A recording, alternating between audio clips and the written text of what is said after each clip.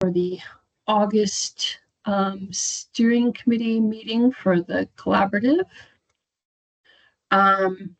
Pretty simple agenda for today. We'll go through a few updates, but the majority of the meeting today will be dedicated to a discussion of the baseline assessment report. Ariel with NBI has been working on that. And so she's going to be presenting kind of where she's at with that. This is part of what we'll be submitting as kind of one of the major deliverables for the closeout for phase one, which is end of September. And then we'll talk about upcoming meetings. We got a lot happening in September, so we'll talk through that as well. Really briefly on updates, not a whole lot to share. The word is with DOE, as always, is uncertainty.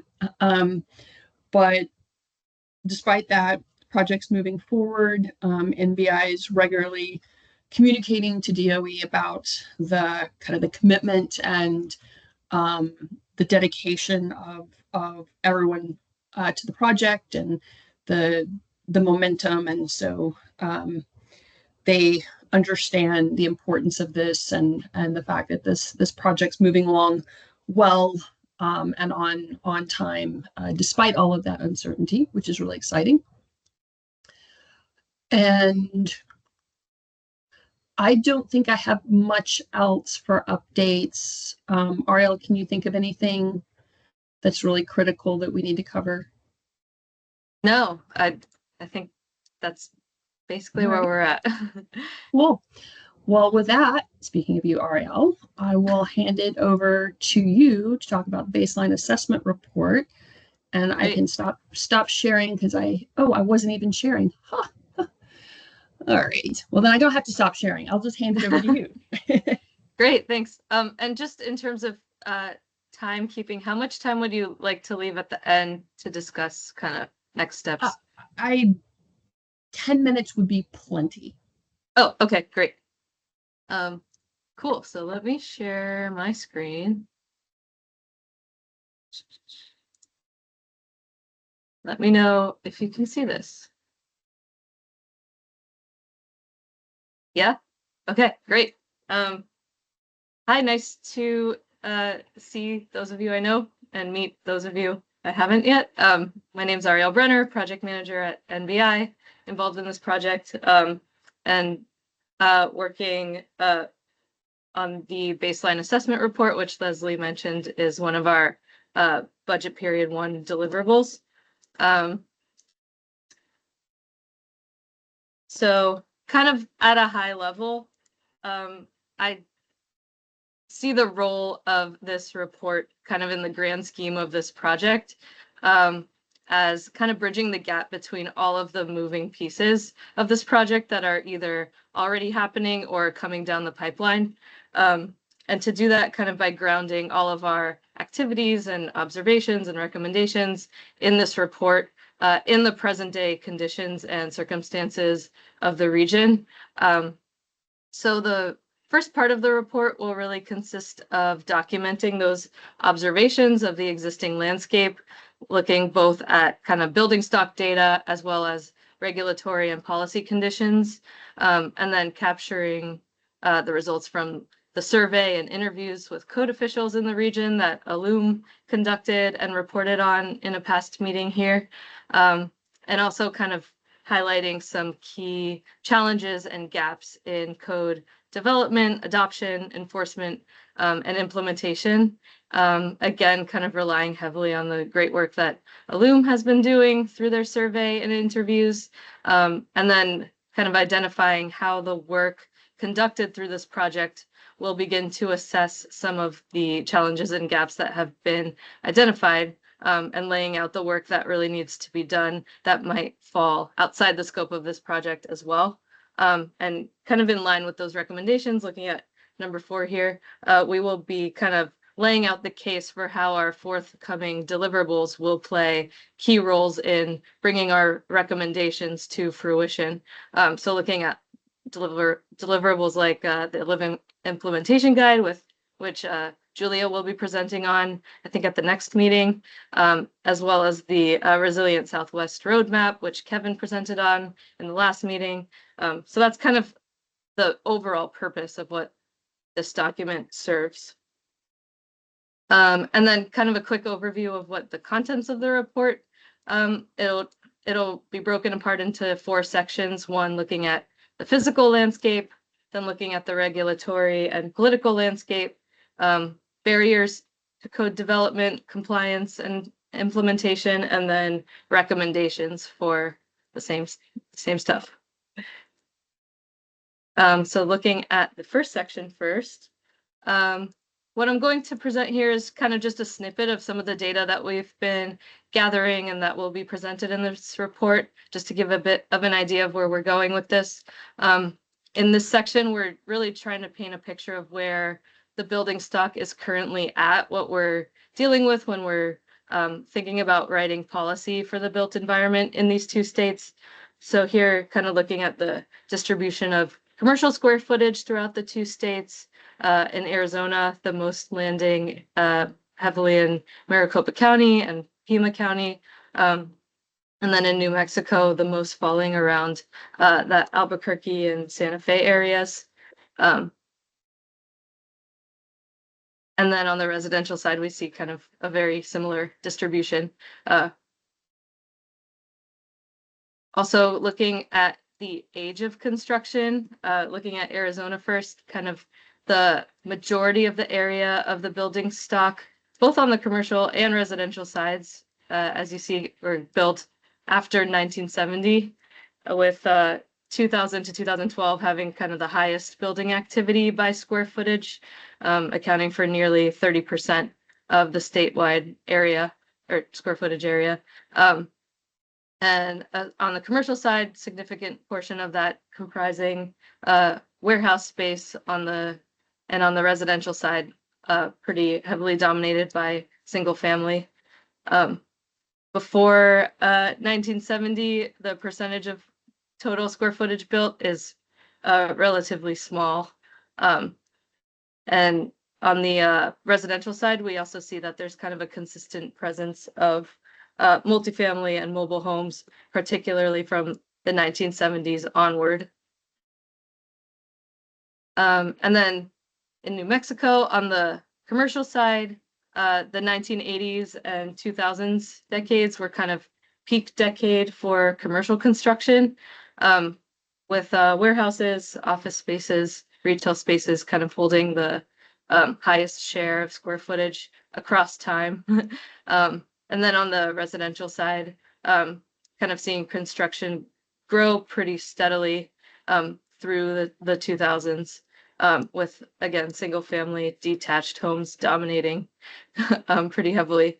And also seeing kind of the share of mobile homes rising pretty significantly starting in the 1970s, and multifamily kind of, and single family attached kind of making up a relatively small but still kind of steady share of the housing stock. So here, kind of looking at, we wanted to look at the distribution of heating and cooling systems, and later we'll look at fuel types too. In Arizona, on the commercial side, we kind of see a large share of the cooling achieved with direct expansion, heating mainly from furnaces, electric resistance, or boilers.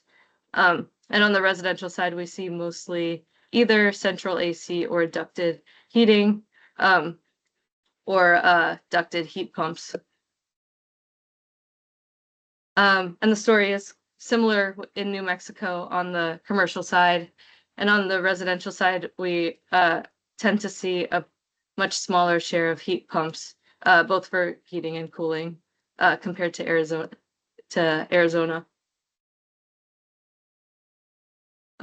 So here we're looking at the distribution of heating fuels across the state. The top chart looks at the share of heating fuels across building types. Natural gas is the dominant heating fuel, making up about half of the total heating energy across the commercial building stock, electricity accounting for about 40%, and district heating and other fuels contributing a much smaller share, primarily in large and medium office spaces. And looking at the residential side, electricity and natural gas are also the dominant sources, each accounting for over 40%. And within each fuel type, we see kind of single family detached making up the largest share of energy used. And then you can see kind of across the bottom charts how each building type breaks down in terms of fuels used. So for example, secondary schools use mostly natural gas. Small hotels use mostly electricity. On the residential side, multifamily units tend to rely heavily on electricity. Single family have a much more even split between electricity and natural gas. And on the water heating side, we tend to see a very similar story, electricity and natural gas making up the largest share on the commercial side, but electricity taking up a larger amount of the energy used for water heating on the residential side, mainly due to use by multifamily buildings. And then in New Mexico, kind of natural gas takes up a significant amount of the energy used for heating, both on the commercial and residential sides, hovering at about 70% for both. And that seems to be the case for almost all building types, with the exception of hotels and larger multifamily buildings. And the fuels used for water heating in New Mexico also lean towards natural gas, with about 60% of the share for both commercial and residential.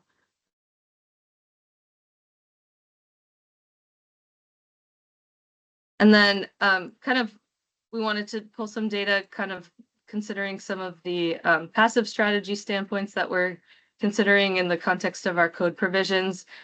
Just kind of pointing out a couple here. On the commercial side, we see a pretty even split between single and double pane windows. On the residential side, a bit more double paned.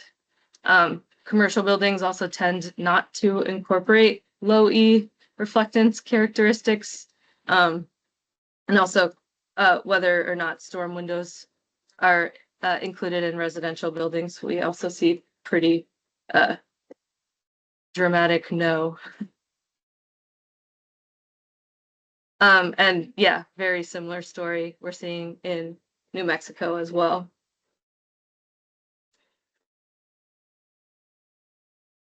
So again, that was just kind of some of the data we've been pulling on the building stock in the region. We have more and also open to suggestions from this group on what other characteristics would be useful to be looking at in this report. But for now, moving on to the next section, kind of looking at the regulatory and political landscape. A lot of this section leans very heavily on a lot of the great work, as I mentioned before, that Ellume has done to put together its survey report. So I'll just kind of give a couple of high-level takeaways from that report that I think do a good job of setting the scene for what we're dealing with from a regulatory and political perspective, and kind of what the focus of our later recommendations will be. Kind of at a high level, key differences between the two states is that Arizona is a home rule, meaning that codes may be adopted and enforced at the local level, which means that both strong and weak code amendments are permitted and fair game. In New Mexico, the code is adopted at the state level and enforceable statewide. So these different dynamics play out pretty significantly when it comes to both adoption and enforcement. And on the adoption side, in Arizona, decisions tend to be highly influenced by local priorities, political will, cultural dynamics, and we see reporting on kind of a more fragmented code landscape as a result of that. Whereas in New Mexico, the state kind of sets those code provisions, but there are still issues when it comes to relying on localities to actually implement and enforce the code, as kind of perception of these codes can vary and play into the quality of enforcement. And kind of looking at the state of code adoption in California, or not California, Arizona. Again, yeah, in Arizona, no mandatory statewide code. So kind of looking here based on the reporting from Illum's baseline survey, most jurisdictions have adopted the 2018 version of the IECC or later. Some jurisdictions like Phoenix and Tucson have adopted their own amendments. 3 have reported adopting the IGCC, and 1 reported having adopted the International Water Conservation Code provisions. And in New Mexico, kind of the statewide suite of codes that have been adopted is the 2021 version of the IBC, IRC, existing building code, energy code, etc. New Mexico also has some kind of unique codes that acknowledge local character of buildings, including the earthen building materials construction code, straw baled building code, and the historic earthen building code. And then kind of looking when it comes to the state of enforcement today, the pictures also look pretty different in the 2 states. In Arizona, jurisdictions adopt and enforce the codes and may rely on third-party contractors for inspections and other enforcement activities. There aren't any statewide staffing or certification requirements, which also has led to kind of a more fragmented landscape when it comes to the quality of enforcement, and also tends to depend more on available resources and local priorities within each jurisdiction. And then in New Mexico, third-party contractors are prohibited, which often kind of acts as a barrier to their ability to meet statewide enforcement requirements and capacity needs. So kind of in acknowledgement of this issue, New Mexico's Construction Industries Division fills in and conducts enforcement where there is a need, but still has limited capacity in that way. And when it comes to kind of staff training levels and available resources there, we also see a pretty wide mix. In Arizona, survey respondents painted a picture of kind of uneven professional development opportunities that were kind of dependent on municipal budgets. Training specific to energy codes is also rarely mandatory. It's often optional. Whereas in New Mexico, energy code education is made free by the state.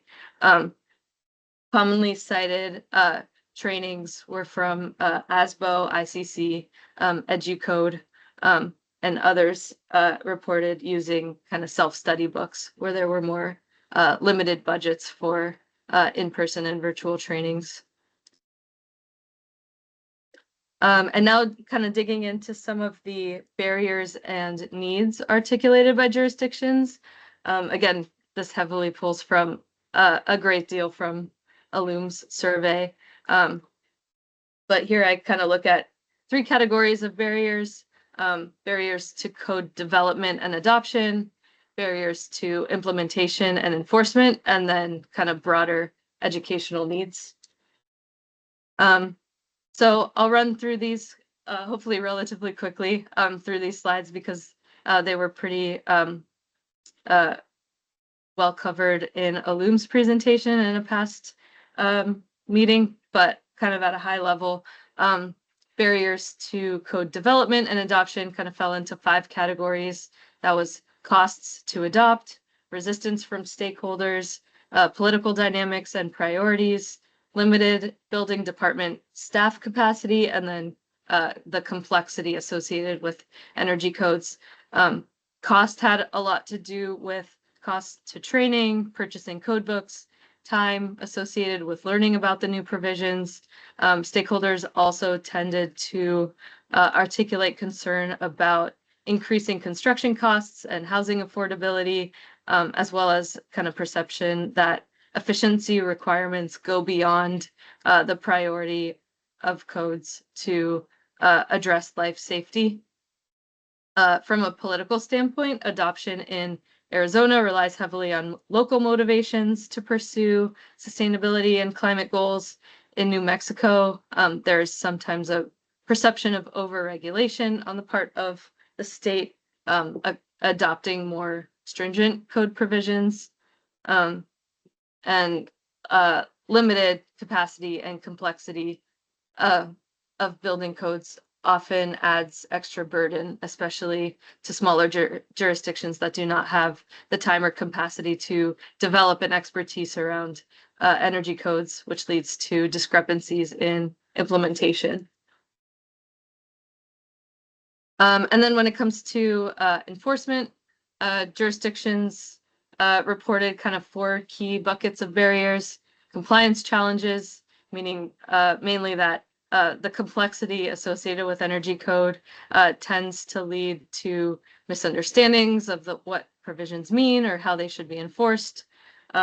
Communication and education gaps tend to lead to staff not being prepared for when code changes and when code changes are happening, and kind of confusion among contractors was cited there. Lack of staff capacity limits the ability to conduct routine code enforcement, and then limited expertise and a resulting need for training that is often left unmet.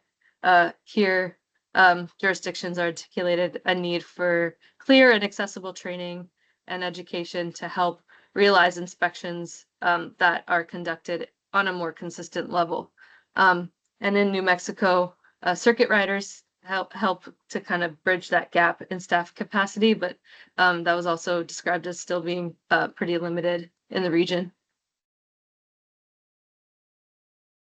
And in addition to staff training, jurisdictions as well as kind of the core team for this project assessed that there was a need for kind of broader education to increase buy-in for code strategies, and address concerns, the concerns of the broader public, to address kind of broader community and stakeholder resistance and shortcomings in political will. Jurisdictions kind of expressed a need to uplift and showcase evidence that code strategies can be effective in supporting local priorities, including sustainability goals, affordability concerns, as well as life safety associated with sustainable and resilient building strategies. And finally, within the broader community, there's a need for kind of a much more robust workforce with qualifications and expertise to implement those code provisions. So this kind of discussion of the barriers leads to our recommendations that this report will offer to address them. And these kind of fall into 3 core strategies.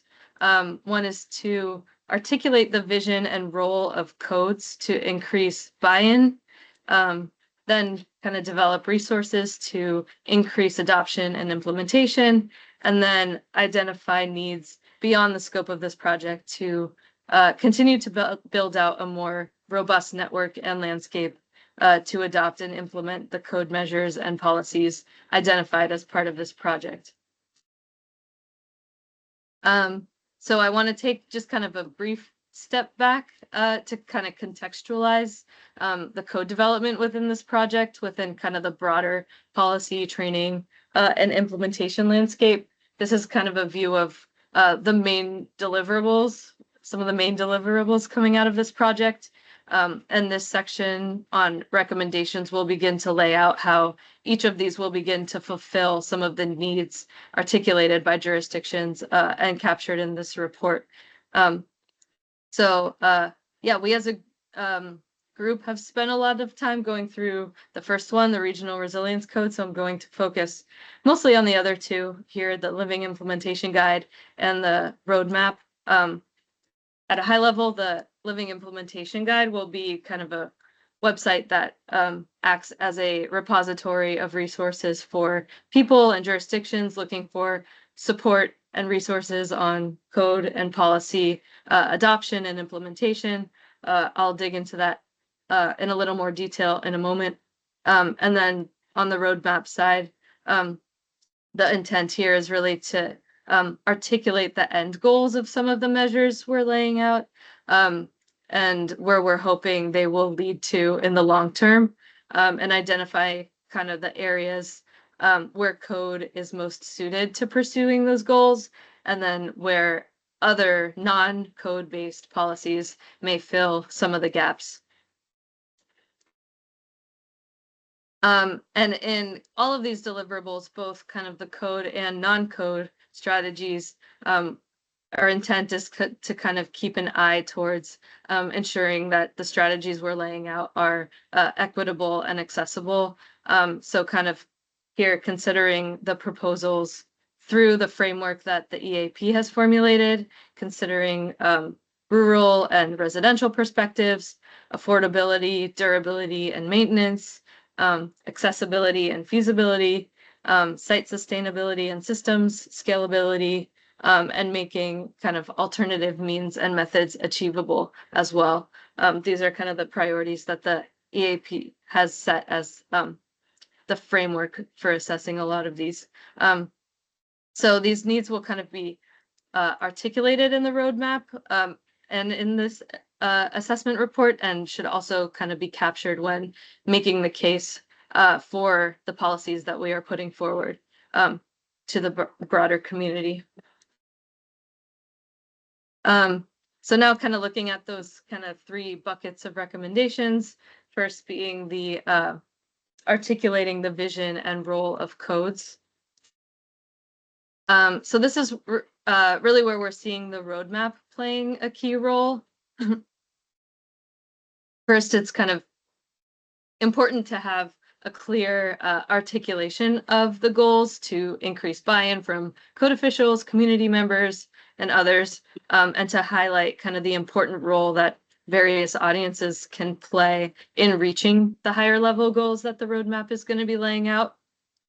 And then kind of identifying the strategies to get there. So here are some of the end goals that we have identified as part of the roadmap process: transforming the building construction practices while preserving affordability and regional characteristics, making energy efficient and resilient codes more accessible and feasible across the region, improving consistency in adoption of those codes, improving community resilience, and achieving net zero by 2050.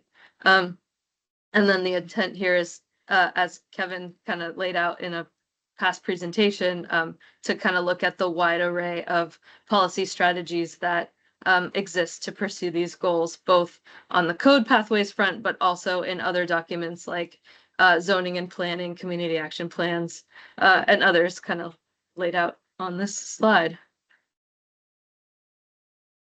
And then kind of the second bucket of recommendations falls under development of resources to increase uptake, adoption, and implementation of codes and policies. Some of the kind of key resource needs that have been identified through the survey have included resources and information on energy codes. These can include kind of checklists highlighting changes between different cycles, education for builders and contractors communicated before requirements go into effect, studies providing the effectiveness of these measures, and also kind of highlighting low cost and achievable solutions, particularly for rural and smaller communities. On the kind of training and certification front, resource needs have included training tools, visual resources were cited as kind of a useful tool, inspection guides, and prioritize compliance forms, as well as kind of some hands-on training. And then finally, kind of making access to third-party support more widespread. So the Living Implementation Guide will really be what plays a key role in this bucket of developing resources. As I mentioned before, Living Implementation Guide will kind of be a repository of information to support adoption and implementation. It can be accessed today at resilientsouthwest.org. There are already 12 region-specific trainings that have been posted. More training modules are forthcoming. And a key piece of this repository is that it will be living, meaning that it will continue to be refined and developed as jurisdictions kind of go on their own journeys of adoption and implementation and share lessons learned and best practices as they progress.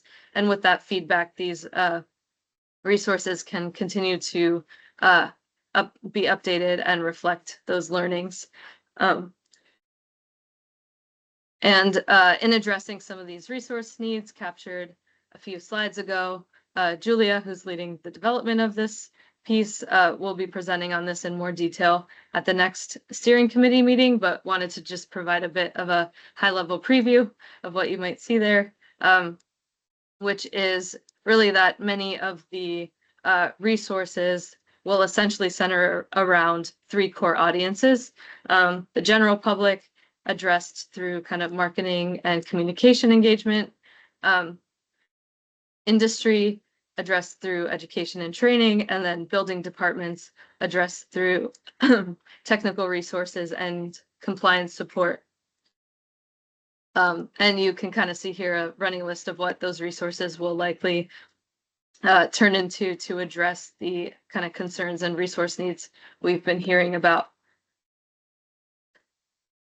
And then finally, kind of the last bucket of recommendations, identifying needs beyond the scope of this project, really highlighting kind of all that we are going to be able to achieve in this project, and then teeing up any future work under other grants that might be needed to kind of keep building out this network, capacity, market, that will all be needed to kind of realize the goals that we are laying out through this project in our roadmap. So here, just kind of providing a bit of a summary of what we will be doing under our project, what needs we'll be addressing, and what project resources will be available to achieve that. And then kind of laying out the pieces that fall outside the scope of this project, a big one being kind of the technical and workforce training and development. Here I've highlighted some of our network partners that are kind of, I think, worth highlighting in the report as being well situated to build out that capacity. Coconino Community College's construction technology management program, Pima Community College Centers of Excellence, Pima's Joint Technical Education District, and then Mesa Community College's Applied Technology Field of Interest programs as being some worth highlighting. And hopefully the idea here is to kind of lay out a clear case and pathway for anyone reading this report to understand where this work should go, both during the next phases of our project, but also beyond that. Yeah, so maybe I'll end there and see if there are any reactions. You can also feel free to email me any of your thoughts. My email is the first one on this list. And maybe I'll end there. Thank you for listening.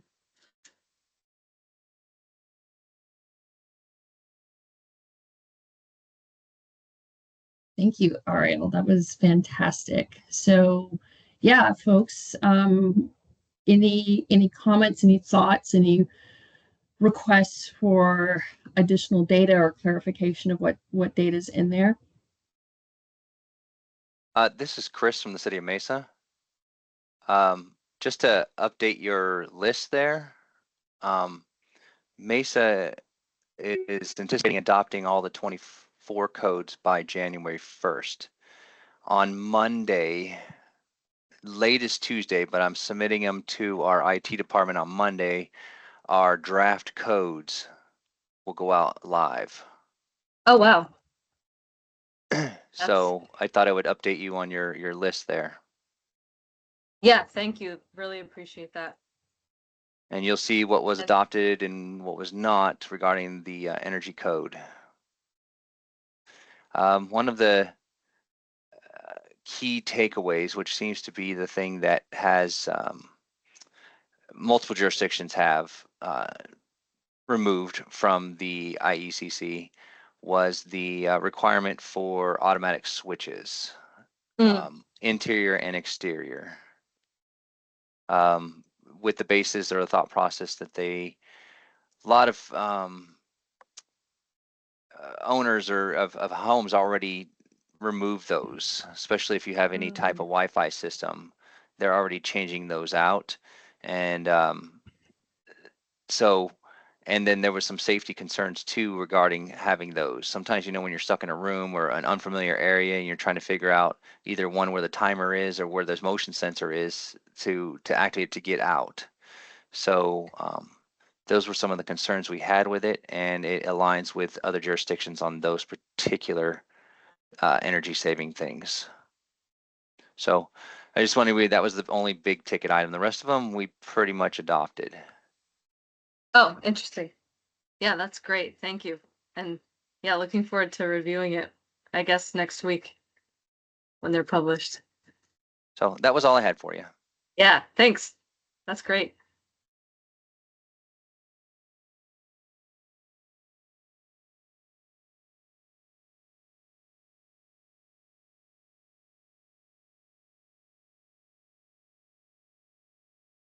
Leslie, I think you're muted. All right. Anything else, folks? Any other thoughts, suggestions?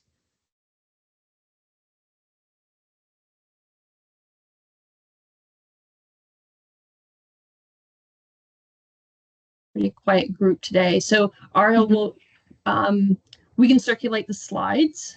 Absolutely. Do you want to circulate some kind of draft as well? I know it's a little more time intensive for folks to review, or would you like to just leave it at the slides?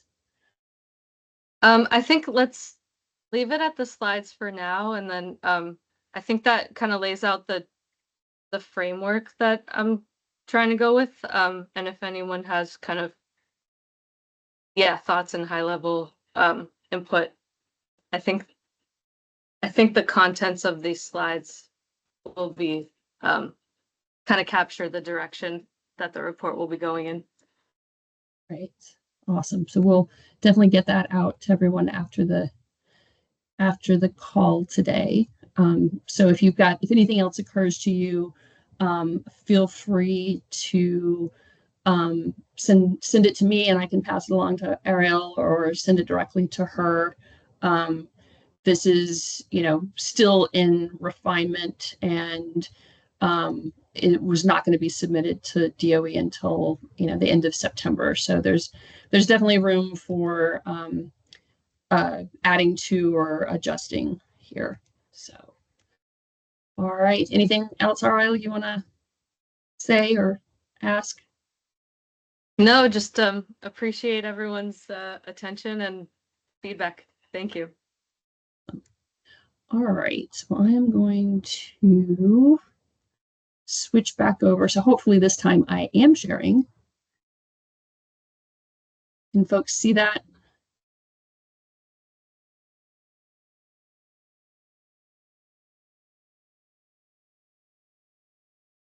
Can you see my slides? Yes. Okay. Cool. It's a little hard for me to tell when I'm all on one screen. I miss my my double monitors. So just before we go into like next meetings, just kind of a refresher for folks that this is a 3-phase project. The first phase, which is what we're trying to wrap up end of next month, was, as we called it, engagement assessment scoping. So there's outreach pieces to it. Ariel talked about the surveys and interviews that Ellume did. We've had IECC training, but really kind of the major parts of this were really what Ariel just presented, this assessment report, like that, as she said, kind of captures baseline conditions and sets the stage for the other kind of substantive deliverables, which are the code itself, the roadmap, and the living implementation guide. And so, along with developing that assessment report, this phase has really been about scoping out those three pieces and what do those look like. And then once we wrap this up, we move into the next phase to actually developing those out. So what you're seeing here is kind of the framework and the direction that your team is intending to go with those substantive deliverables. So as they're developed over the next year and a half, there'll be additional outreach to solicit input on those documents. And then the third phase of this is really, publishing things, launching things. The outreach piece is really more focused on education about what we've done and the importance of it, and helping people understand from various different aspects.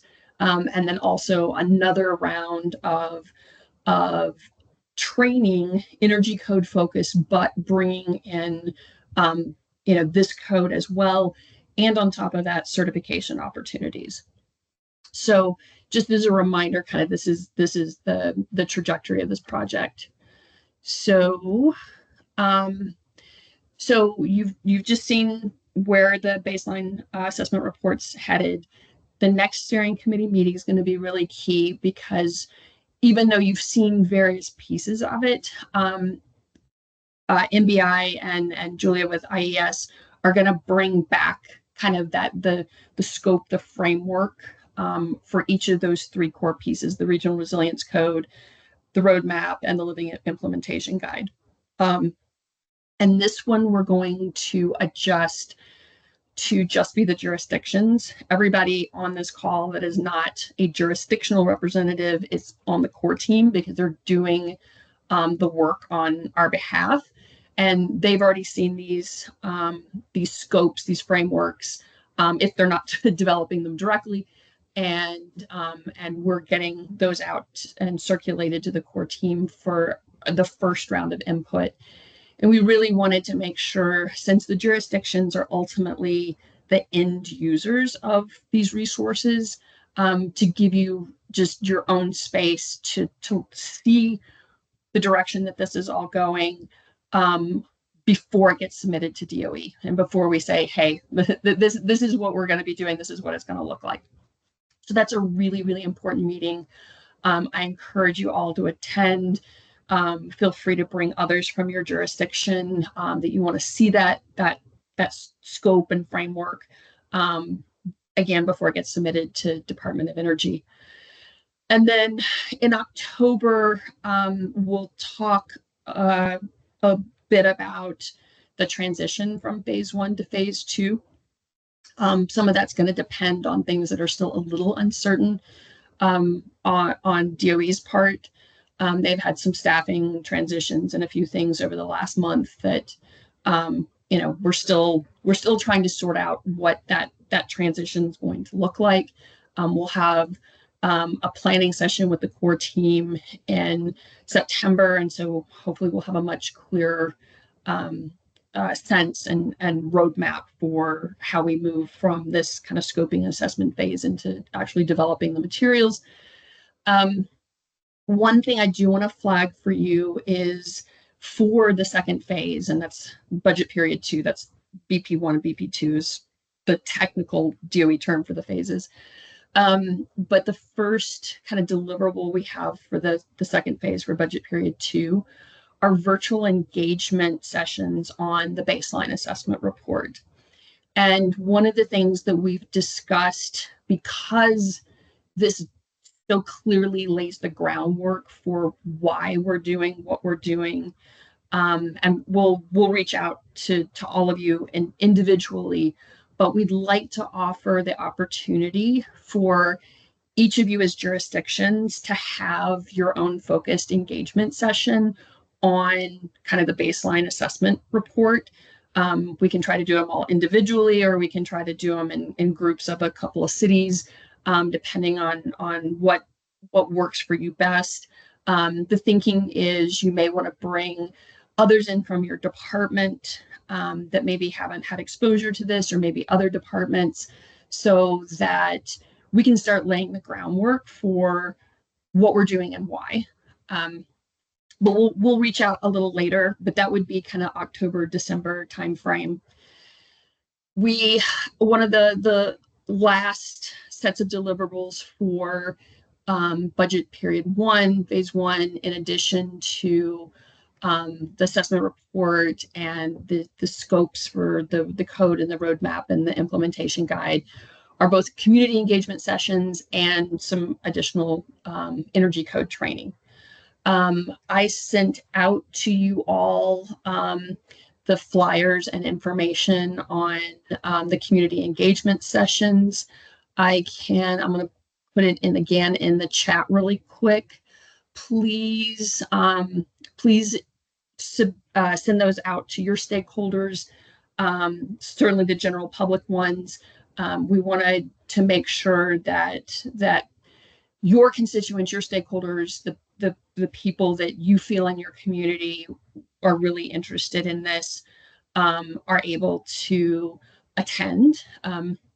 We had our first planning session this morning, and I think it's going to be a really, really informative engagement session. Very, very brief on kind of like the grant and the overall intent of the project, and really a lot of focus especially for the general public, sessions on what does resilience mean in the context of codes, and how risk and hazards are being incorporated into this. Also, a bit of a kind of a building code 101. One of the things we really want to do, as RL noted earlier, is build awareness of the importance of building codes and how they're adopted and how they impact both personal and community health and safety and resilience, and how they're adopted and implemented so that we can empower our communities to better be engaged in these kinds of discussions. And then wrapping up with the kind of emerging equity matrix that Shay Jimenez, who's leading the equity advisory panel, is working with them on. That's something else I want to note, and not to put Shay on the spot, but maybe October steering committee meeting, maybe November, in a time frame that works for her. I'd love to have her bring that to you. It's really innovative. It's not really been done before. Like how do you bring this kind of equity lens to the development of a building code? And she's done some amazing work, and the EAP's really provided some fantastic input to create this kind of innovative look. So that'll be part of the engagement sessions as well. There's one focused exclusively on building officials. Feel free to advertise that within your own jurisdiction to other staff you may want to learn about this. Also, if you have building official friends that you really want to encourage to attend that or haven't been active parts of the collaboration, feel free to send them. That's going to be a much more targeted. We're working with ASBO to kind of get the word out about that. And then finally, the IECC trainings. They were originally intended to be in person, and with some of the uncertainty that has arisen over the last month or so, we decided that the best way to handle it was to move them to all virtual. The plan is that they are 3 full-day trainings. September 8th, the first one will be 2 half-day sessions, one focused on energy code for residential, one focused on energy code for commercial. And then the 15th and the 29th will be one exclusively on residential and the other exclusively on commercial. ICC will be doing that training, and they are working on getting like the registration links set up and the flyer ready to get that out. I know it's coming up fast, so I wanted to flag it for you. And feel free to let your staff know about it, and hopefully ICC will have that flyer ready to go by the end of the week, so we can get that out to all of you. So a lot coming up, but it's really exciting. I hope you all are seeing. It's been a lot of work. It's been almost 2 years, and hopefully you guys are seeing just the fruition of all that work and how this is all kind of coming together and setting the stage for, I think, what are going to be some pretty amazing resources for everyone. So with that, I will stop. Any questions about any of that, the phasing, upcoming meetings, community engagement, training?